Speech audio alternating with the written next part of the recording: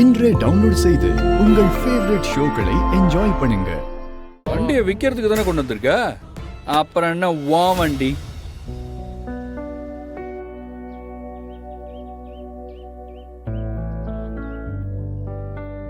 இது எவ்வளவு போகும்னு சொல்லுங்க.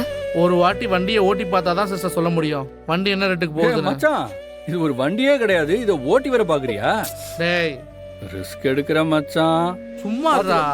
சிஸ்டர் கொஞ்சம் தள்ளுறீங்களா? போ போ, இங்க வாங்க. எங்கேயாவது விழுந்து கிடப்ப, அப்புறம் நான் தான் வந்து தூக்கணும்.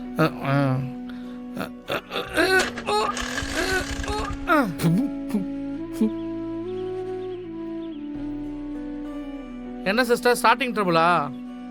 இருங்க.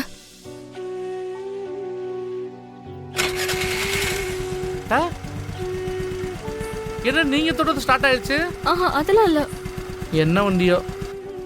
இருங்க ஒரு ரவுண்டு போயிட்டு வரேன். இந்தாங்க இதை பிடிங்க. போயிட்டு வந்துடுறேன். போயிட்டு வந்துருவியா? வந்துடுறேன்டா. போ போ.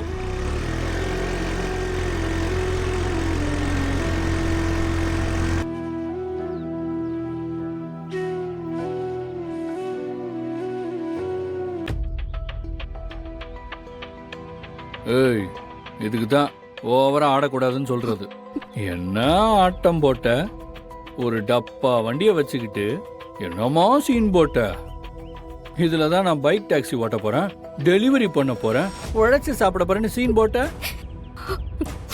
இப்ப என்ன பண்ண போற? வண்டி இங்க தானே நிக்கும், அது அக்கு வர ஆணி வர பிரிச்சு எரியிறம்ப.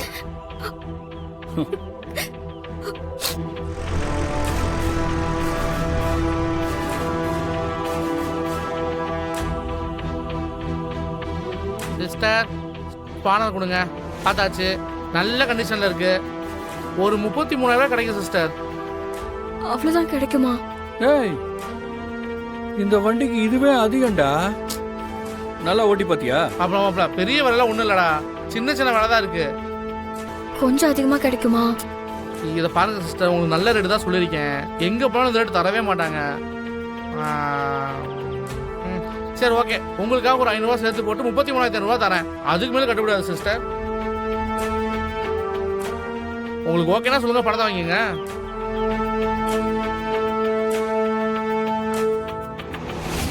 ஓகேவா?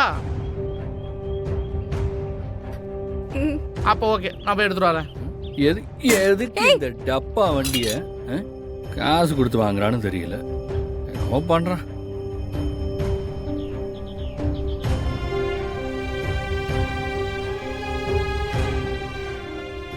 சிஸ்டர் இந்தாங்க 33,500 இருக்கு. என்னைக்குங்க? பரவாயில்ல.